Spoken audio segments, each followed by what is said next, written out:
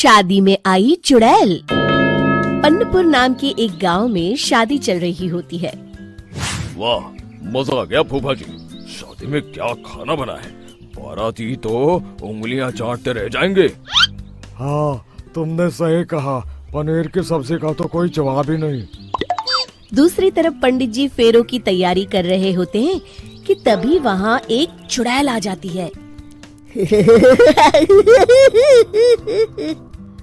अरे मर गया रे, ये चुड़ैल यहाँ क्या कर रही है?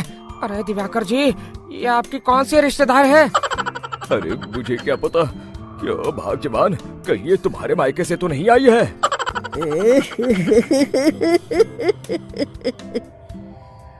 तुम लोगों की इस गांव में बारात लाने की हिम्मत कैसे हुई?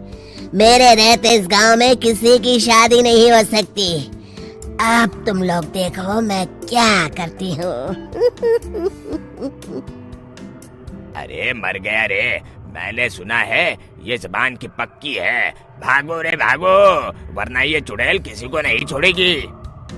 हाँ, तुम सही कहते हो मोहन भाई। यहाँ से भाग लेने में ही हम सबकी भलाई है। देखते ही देखते शादी के मंडप में भगदड़ मच जाती है और चुड़ैल सब कुछ उजाड़ कर रख देती है।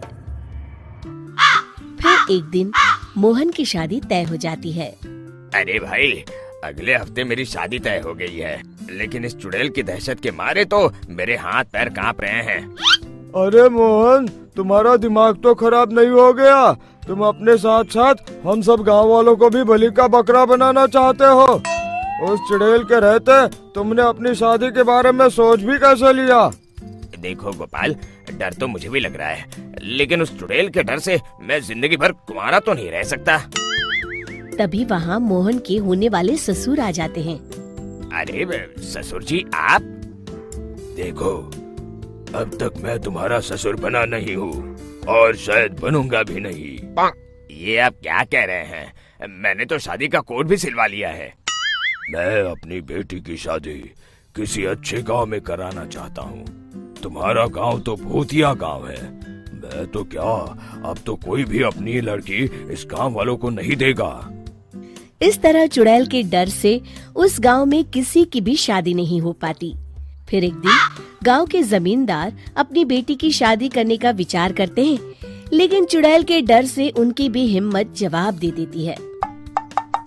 अगर मेरी बेटी की शादी तय समय से नहीं हुई तो मेरी नाक कट जाएगी। मुझे कुछ करना ही होगा। एक सलाहकार के कहने पर जमींदार काशी से एक बहुत ही नामी तांत्रिक को अपने घर बुलवाते हैं, जो भूत चुड़ैल को पकड़ने में माहिर माना जाता था। जमींदार साहब, आप चिंता मत करिए। इस गांव की सीमा में प्रवेश करते ही मुझे उस चुड़ैल के बारे में सब पता चल गया था। आप उसे जल्दी से जल्दी कैद कर लीजिए ताकि मैं अपनी बेटी की शादी कर सकूं। जब वो चुड़ैल एक इंसान थी, तब ठीक उसकी शादी करने वाले दिन ही उसकी और उसके होने वाले पति की एक दुर्घटना में मौत हो गई थी। उसका होने वाला पति आज भी भूत बनकर जंगल में भटकता है। इसलिए जब तक चुड़ैल की शादी नहीं हो जाएगी, वो किसी और की भी शादी नहीं होने देगी। ये आप क्या कह रहे हैं?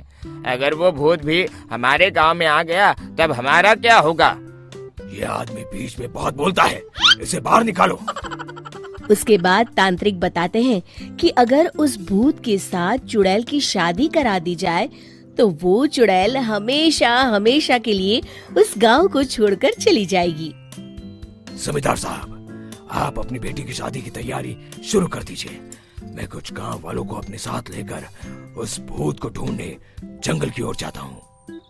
इस तरह जमींदार निश्चित होकर अपनी बेटी की शादी करवाने लगते हैं, लेकिन तभी वहाँ चुड़ैल आ जाती है।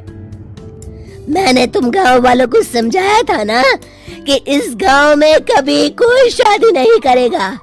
लगता है तुम लोग मुझे हल्के में ले रहे हो। चुड़ैल जमींदार की बेटी को उठा लेती है।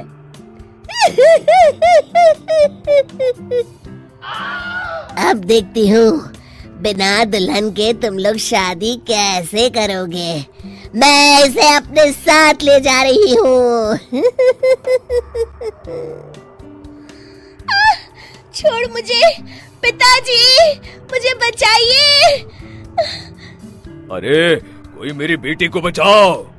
तभी तांत्रिक उस भूत को लेकर वहां पहुंचता है। अरे भाग्यवान, रुको, इन मासूमों को परेशान मत करो, मैं आ गया हूँ, अब तुम मेरे साथ चलो। चुड़ैल बहुत खुश हो जाती है। आप आ गए, चलिए अब हम मंदिर में चलकर शादी कर लेते हैं। अरे अरे अरे अरे, ये क्या कह रही हो? मंदिर में जाके दोबारा मरना है क्या? चलो, आज से हम जंगल में रहेंगे। चुड़ैल चली गई, अब मेरी शादी हो जाएगी। इस तरह सभी गांव वाले खुशी से झूमने लगते हैं।